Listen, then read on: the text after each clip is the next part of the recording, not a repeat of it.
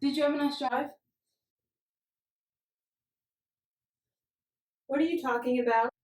Nothing. It's just that it's been an awful long time since you left the house. Did you have a drive or something?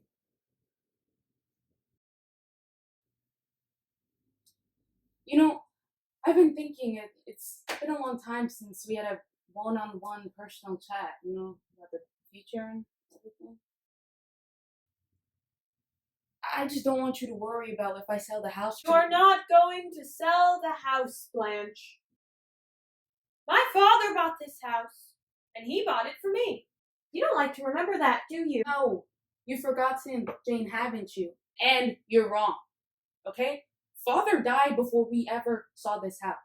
And I bought it when I signed my first contract for the both of us. You think I can't remember anything, do you? But I remember a lot more than you think I do. I don't know what you're saying. You never paid for this house. Baby Jane Hudson made the money that paid for this house. You don't know what you're saying. You aren't going to sell the house, Blanche, and we aren't ever going to leave it either.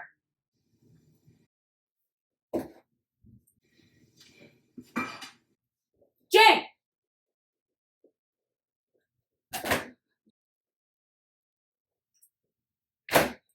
Jane, do you remember when I came home after the accident?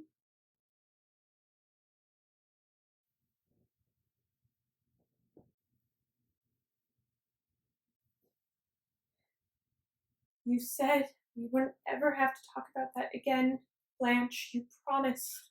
I know I did. But you see, I'm in this chair, Jane. And after all these years, I'm still in this chair. So, that gives you some kind of responsibility, doesn't it, Jane? And me and you both know if I wasn't in this chair, you won't be able to do these awful things to me.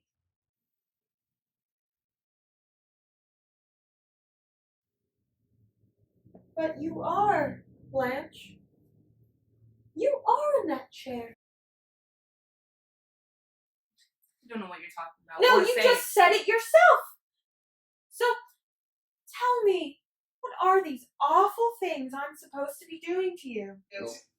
You know, I mean, you work so hard, okay? And we ought to have Edna come in more. We don't need Edna. You're clearly not well. You clearly are not well. I figured maybe you might need a checkup or something. Okay, we could get a doctor. Perhaps you're right. Maybe I should go get a checkup or something. Thank you. Okay, we can get you a really nice doctor and someone who really We cares. could even get that nice Dr. Shelby, couldn't we? What's his number again?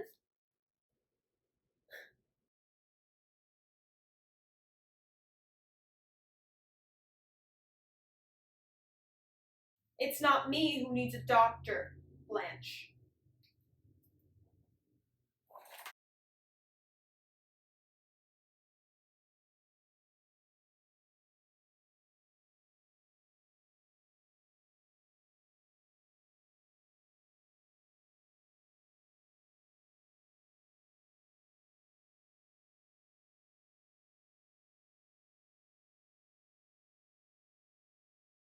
You listen to me.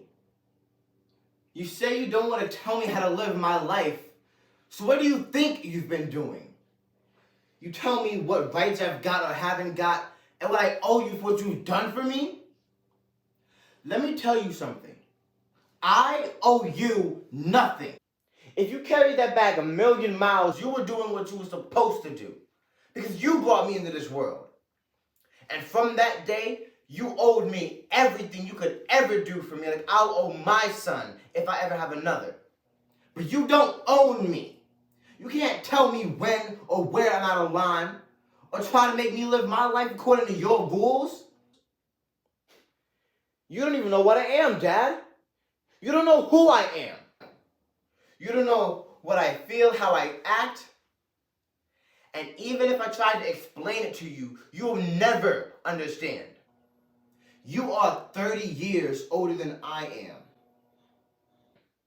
You and your whole lousy generation believe that the way it was for you is the way it's got to be.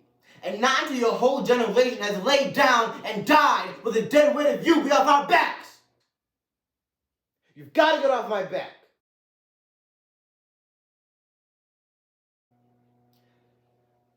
Dad, you are my father, and I am your son. I love you, I always have, and I always will. But you see yourself as a colored man. I see myself as just a man. Now, I've got a decision to make, and I got to do it alone and in a hurry, so can you please go out there and tend to my mother?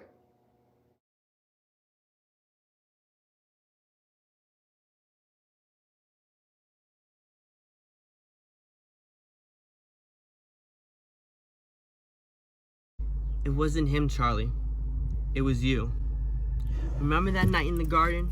You came down to my dressing room and you said, "Kid, this ain't your night. We're going for the price on Wilson."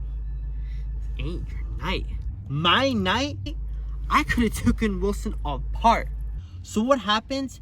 He gets a title shot off the ballpark. And what do I get? A one-way ticket to Palookaville. You was my brother, Charlie. You should have taken care of me just a little bit. You should have looked out for me just a little bit. So we would have to take them dives for the short end money. You don't understand. I could have had class. I could have been a contender.